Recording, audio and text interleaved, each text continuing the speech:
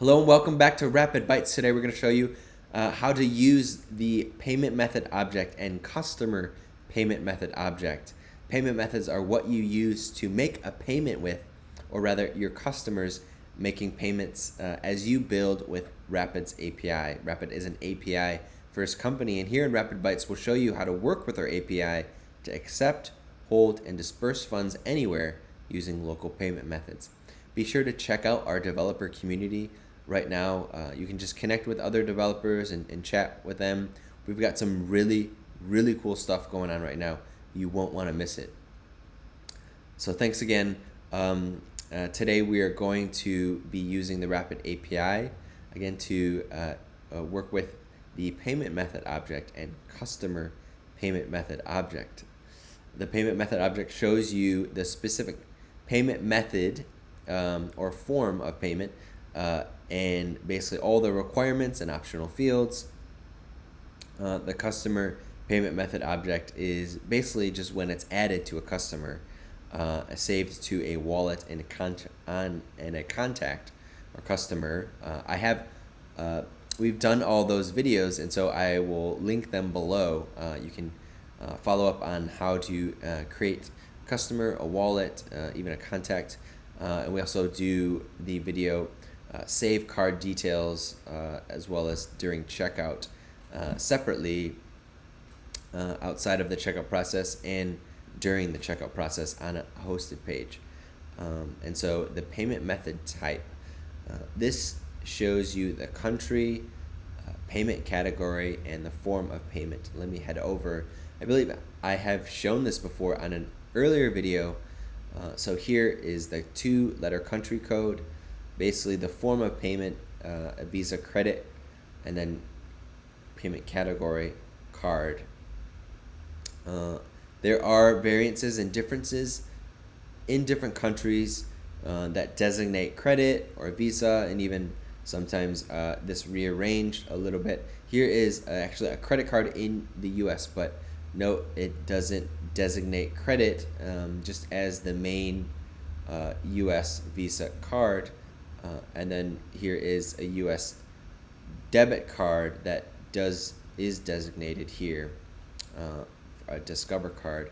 And then going back to Singapore, lastly here as a designated debit just label. Here you can see just there's differences in the way for US as well as Singapore. So just something to note, and you will want to look at the specific payment method types as those are passed. We've also done a couple of videos that include list payment methods by country. Here I'll just run through and show you. This is US, so 2-letter country code. That's the requirement, just one parameter requirement as well, and then you can find all the payment methods for country. So here's bank, an e-wallet, a card, and then just more information on maybe some required fields for that as well. But if you do go to get payment method required fields, it does have the required fields necessary for one specific payment method. So this is a card, and US Visa card. Again, here are payment categories. If I go over to add payment method to customer under the payment method, the customer payment method object, we can see basically payment methods added to a customer, and here again is payment categories, bank redirect, cash, bank transfer, and card. And here it looks like they're adding an ACH bank to that with the right just required information here. We have also created a customer in the customer object with a payment method, so I can link that below. I'll be linking a lot of videos. You can also see in the client portal just a list of all the payment methods here. This is just directions on our use case documentation. If you go to settings and then payment methods as well as payout methods.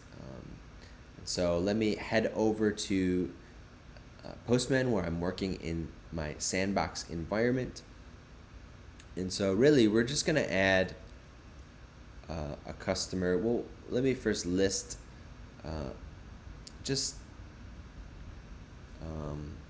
list payment methods by country, just showing you again another country. Here is Singapore, and it has all the different payment methods for this, as well as currencies for a specific payment method. Some required fields, as you can see here, is required error for error payment method, as well as complete payment method. That is when basically if there's an error in the payment or a completion, it would go to that designated URL. And so what I'm going to do is just retrieve a customer just to show you basically where the customer is and if they have payment methods added already. And so let's retrieve this customer. Okay, his name is John Doe, and he does not have any payment methods added yet. He does have, it's built on top of an e-wallet, and here I just use the customer ID to retrieve the customer. And so what we're going to do is add a payment method to this customer. So I'm going to put it here in the parameters. And right here you can add a card by basically card ID, which is the tokenized card. I will, what I'll do for today is basically add all the fields and card information here. And so this, again, I'm working in Sandbox. I can send this, and basically it was added. What I added is GB Visa card, which is credit card in the UK and in Great Britain. And so here's actually a URL for just confirming adding the payment. And so if I were to click cancel, this would actually go to the error payment URL. But this is the test, basically info for just confirming a payment. And though, so this is being added to that customer. And so what we'll do is retrieve the customer again. And he has the credit card added to him, so we can see that John Doe. And so actually let me head back to and so we could see test.com. That was the complete payment URL.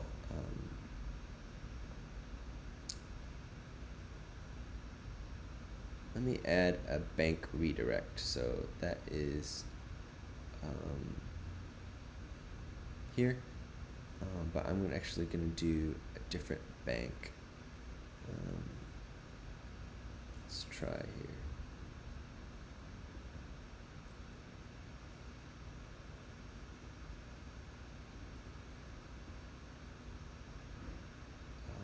Okay, let's do this bank. Actually, no, I want to do, I saw grab pay, or that's an e-wallet. So let's do eNets. Why not?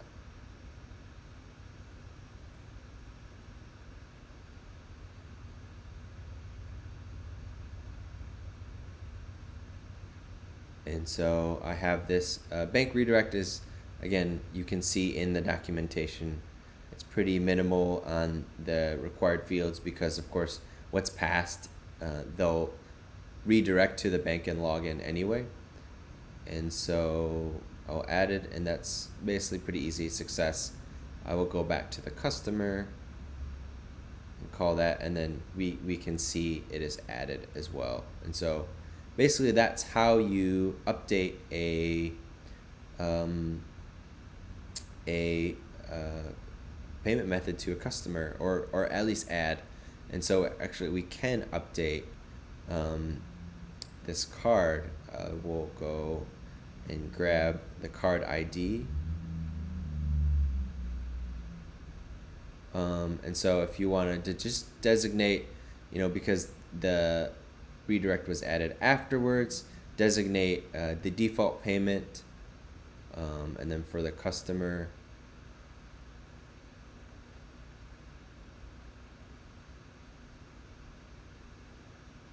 so now just we have the credit card designated as default as well. So in the hosted checkout page, or when the customer's checking out, the credit card will be the default payment first. And so there is also another update.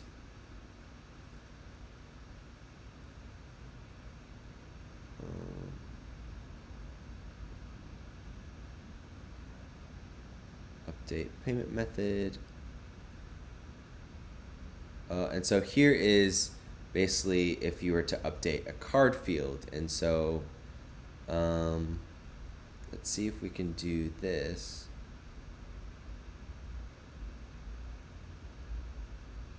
As well as payment method, as well as customer ID. So I